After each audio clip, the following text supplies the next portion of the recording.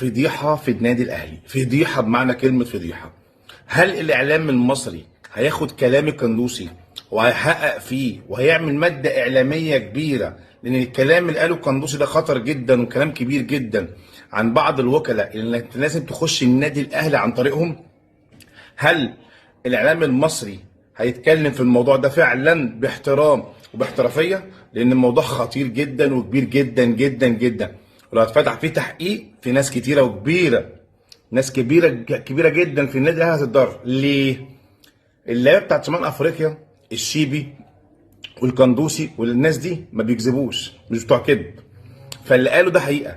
مين المتورط في النادي الاهلي في السمسره يا جماعه؟ انتوا بتتكلموا في سمسره لعيبه اجانب بتيجي بملايين، بتيجي بحوالي 100 مليون و150 مليون. فالسمسره تبقى قد ايه؟ السمسره تبقى عاليه. وهل النادي الاهلي بقى فيه الكلام ده؟ معقوله؟ وهو لو فيه الكلام ده مستني القندوسي يقول؟ يعني هم مش عارفين؟ لان الموضوع كبير وموضوع خطير ما تسكتش عليه. ارجو فتح التحقيق من اعلام المصري المحترم، يا ريت يعني، عشان الموضوع كبير. كلمه شيكابالا تعب ناس كتير قوي يا جماعه. ان الواحد من عندنا ب 20 او 21. طب وانتوا مالكم متضايقين ليه؟ احنا شايفين نفسنا كده. لا، الغريب ان في بعض الزملكاويه مش عاجبهم الكلام. هو انت ما شفتش كل واحد بيلعب بروح 2 و3 و4 في الملعب؟ ده عبد الله السعيد يا جدع مغطي على حسام عبد المجيد في الدقيقه 89. المسلوسي عطيه الله فاتح سبرنت من عمر جابر، هو اللي لحقه وجابه. اي حد بيعدي كان بيلاقي التاني على طول. زيزو كان بيرجع يدافع لغايه ال 18 ويهاجم لغايه 18.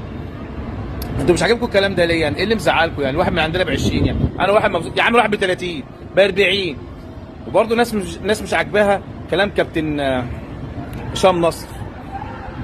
كلنا مش عاجبانا طبعا. انا واحد مش عاجبني يا عم. زيزو ب 100 ب 200 ب 300، انت مالك يا عم؟ هتدفع حاجه من جيبك؟ ما انت بتجيب لعيبه 140 و150 و60. ده انت اول طلعه طلعتها اللعيب كان في مصر ثمنه 3 مليون 4 مليون، بقى ب 50 مليون صلاح محسن. ما حدش فتح بقه. يا عم احنا الزمالكاويه يا عم فرحانين يا عم. زيزو ب 300 ب 400 عاجبنا يا عم، خليكم في حالكم. السلام عليكم. خسر الزمالك، خسر الزمالك، خسر الزمالك، خسر الزمالك،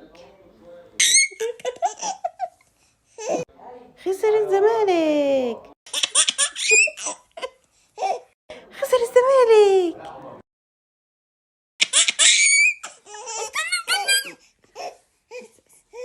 خسر الزمالك، خسر الزمالك، خسر الزمالك،